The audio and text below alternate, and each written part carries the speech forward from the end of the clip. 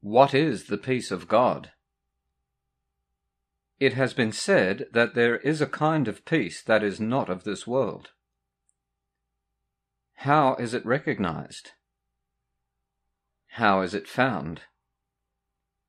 And being found, how can it be retained? Let us consider each of these questions separately, for each reflects a different step along the way. First, how can the peace of God be recognized? God's peace is recognized at first by just one thing. In every way, it is totally unlike all previous experiences. It calls to mind nothing that went before. It brings with it no past associations. It is a new thing entirely. There is a contrast, yes, between this thing and all the past. But strangely, it is not a contrast of true differences. The past just slips away, and in its place is everlasting quiet. Only that. The contrast first perceived is merely gone. Quiet has reached to cover everything. How is this quiet found? No one can fail to find it who but seeks out its conditions. God's peace can never come where anger is, for anger must deny that peace exists. Who sees anger as justified in any way or any circumstance proclaims that peace is meaningless, and must believe that it cannot exist. In this condition, peace cannot be found. Therefore, forgiveness is the necessary condition for finding the peace of God.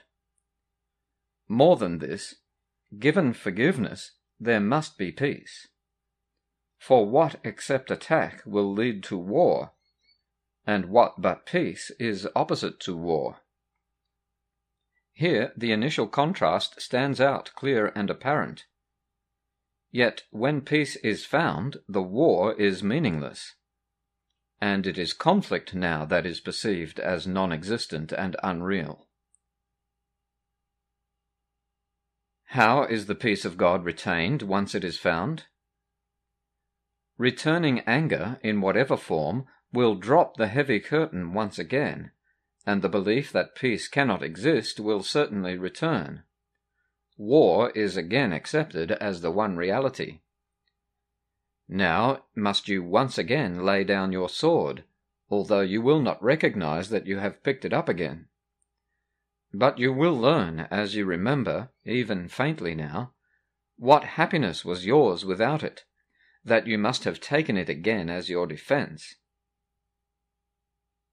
Stop for a moment now, and think of this. Is conflict what you want, or is God's peace the better choice? Which gives you more? A tranquil mind is not a little gift. Would you not rather live than choose to die? Living is joy, but death can only weep. You see in death escape from what you made. But this you do not see, that you made death, and it is but an illusion of an end. Death cannot be escape, because it is not life in which the problem lies. Life has no opposite, for it is God. Life and death seem to be opposites, because you have decided death ends life. Forgive the world, and you will understand that everything which God created cannot have an end, and nothing he did not create is real. In this one sentence is our course explained. In this one sentence is our practicing given its one direction. And in this the Holy Spirit's whole curriculum is specified exactly as it is. What is the peace of God? No more than this, the simple understanding that His will is wholly without opposite. There is no thought that contradicts His will, yet can be true. The contrast between His will and yours but seemed to be reality. In truth there is no conflict, because His will is yours. Now is the mighty will of God himself his gift to you. He does not seek to keep it for himself.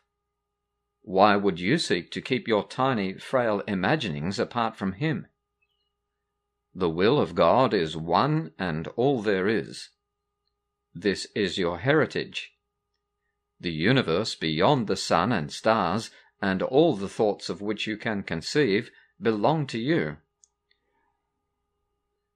God's peace is the condition for his will. Attain his peace, and you remember him.